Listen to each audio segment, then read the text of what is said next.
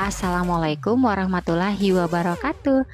Hai semua, di video kali ini saya bikin kue lapis takaran gelas belimbing. Buat teman-teman pencinta kue lapis wajib cobain resep yang satu ini, dijamin kalau teman-teman cobain resep ini pasti bakalan suka dan bikin lagi.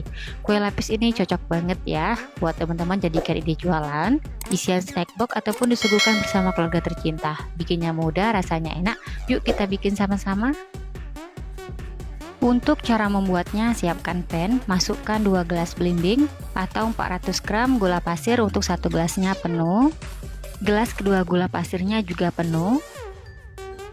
Masukkan 1 sendok teh garam halus, setengah sendok teh vanili bubuk.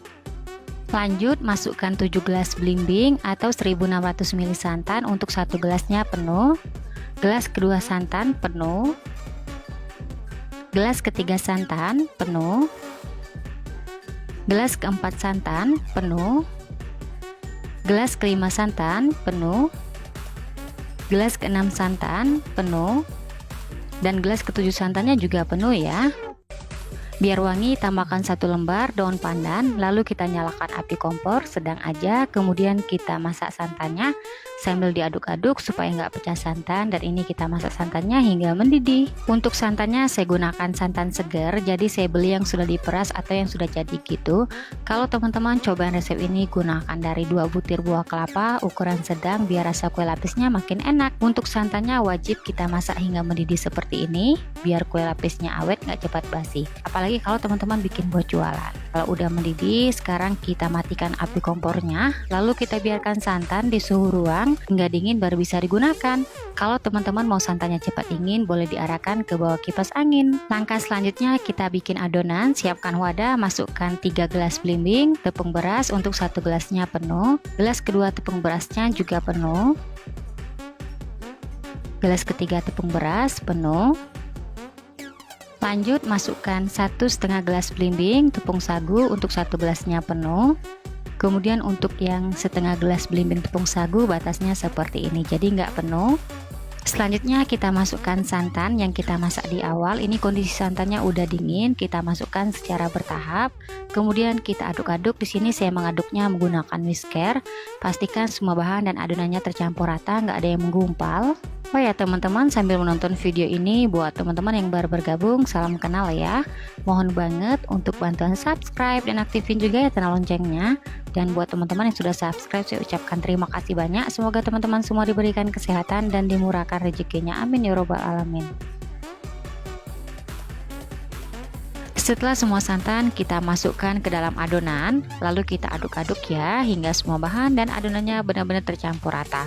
Terakhir, untuk memastikan supaya nggak ada bahan yang menggumpal, sebaiknya teman-teman saring biar hasilnya lebih halus.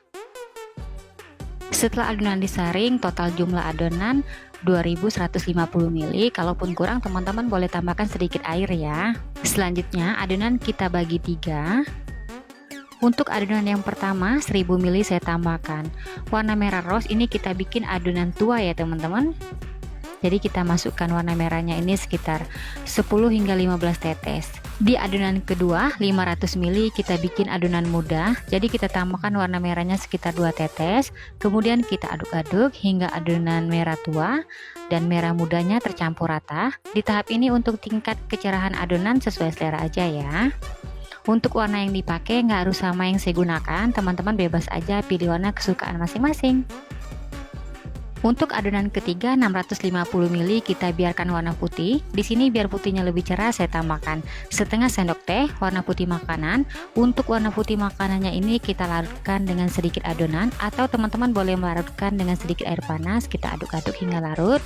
Kemudian kita campurkan ke dalam adonan. Untuk penambahan warna putih opsional ya, kalau teman-teman nggak punya di rumah nggak apa-apa, nggak dimasukkan. Oke teman-teman, ketiga adonan udah ready, selanjutnya siap dikukus. Di sini saya udah siapkan loyang, oles loyang dengan minyak goreng, tipis-tipis aja hingga rata. Untuk loyang yang saya gunakan diameter 24 cm dan tingginya 10 cm.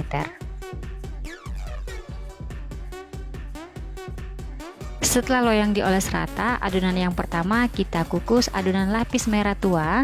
Jadi saya kukus untuk adonan lapis merah tuanya sebanyak 2 kali per lapisnya 125 ml. Lanjut kita kukus lapis pertama. Sebelum digunakan, kukusan sudah saya panaskan hingga mendidih. Jangan lupa tutup kukusan dilapisi dengan serbet biar uap air nggak menetes ke atas adonan. Kita kukus lapis pertama dan seterusnya untuk tiap lapisnya selama 5 menit. Untuk apinya saya gunakan api sedang cenderung kecil, jangan terlalu besar supaya permukaan kue lapisnya tidak bergelombang. Setelah 5 menit saya kukus, lapis pertama udah set. Lanjut kita masukkan lapis kedua. Sebelum masukkan adonannya, diaduk-aduk dulu ya teman-teman supaya nggak ada bahan yang mengendap di bagian dasarnya. Lanjut kita kukus kembali selama 5 menit. Setelah 5 menit saya kukus, lapis merah tuanya udah set. Sekarang kita beralih ke adonan lapis putih. Jadi untuk lapis putihnya ini saya kukus sebanyak 1 kali, per lapisnya 125 ml. Kita kukus kembali selama 5 menit. Setelah 5 menit saya kukus, lapis putih udah set. Sekarang kita beralih ke adonan lapis merah muda. Jadi untuk lapis merah mudanya ini kita kukus sebanyak 4 kali, per lapisnya sama 125 ml. Kita kukus selama 5 menit. Setelah 5 menit, sekarang kita masukkan lagi adonan merah muda yang kedua. Jadi teman-teman, sekali lagi untuk adonan lapis merah muda yang ini kita kukus sebanyak 4 kali ya. Setelah ini kita lanjut lagi kukus adonan hingga selesai. Setelah adonan merah mudanya kita kukus semua, sekarang kita beralih ke adonan lapis putih. Jadi untuk lapis putihnya kita kukus sebanyak 1 kali, per lapisnya 125 ml. Kita kukus selama 5 menit. Setelah 5 menit saya kukus, lapis putih udah set. Sekarang kita beralih ke adonan lapis merah tua. Jadi untuk lapis merah tuanya ini saya kukus sebanyak 6 kali, per lapisnya 125 ml. Kita kukus kembali ya selama 5 menit. Setelah 5 menit, sekarang kita masukkan adonan lapis merah tua yang kedua. Jadi untuk videonya saya contohkan dua aja. Setelah ini saya lanjut lagi kukus sisa adonan hingga selesai. Setelah adonan merah tuanya kita kukus semua, sekarang kita beralih ke adonan lapis terakhir warna putih. Jadi untuk lapis putihnya ini kita kukus sebanyak 3 kali, per lapisnya 125 ml. Untuk adonan yang terakhir ini kita kukus selama 20 menit. Setelah 20 menit saya kukus, kue lapisnya udah mateng. Selanjutnya kita angkat dan kita keluarkan dari kukusan.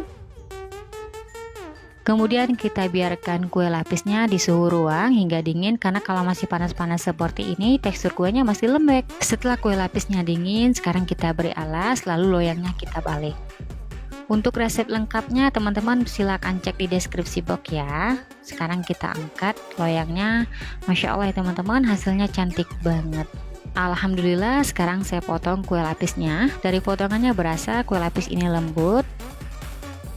Perpaduan warnanya cantik banget, cocok ya buat teman-teman jadikan ide jualan, isian snack box ataupun disuguhkan bersama keluarga tercinta. Yuk teman-teman cobain di rumah. Setelah kue lapisnya dipotong, sekarang saya mau cobain. Untuk hasil perlapisnya seperti ini teman-teman, Masya Allah ya, cantik banget, menarik ya kalau teman-teman bikin buat jualan.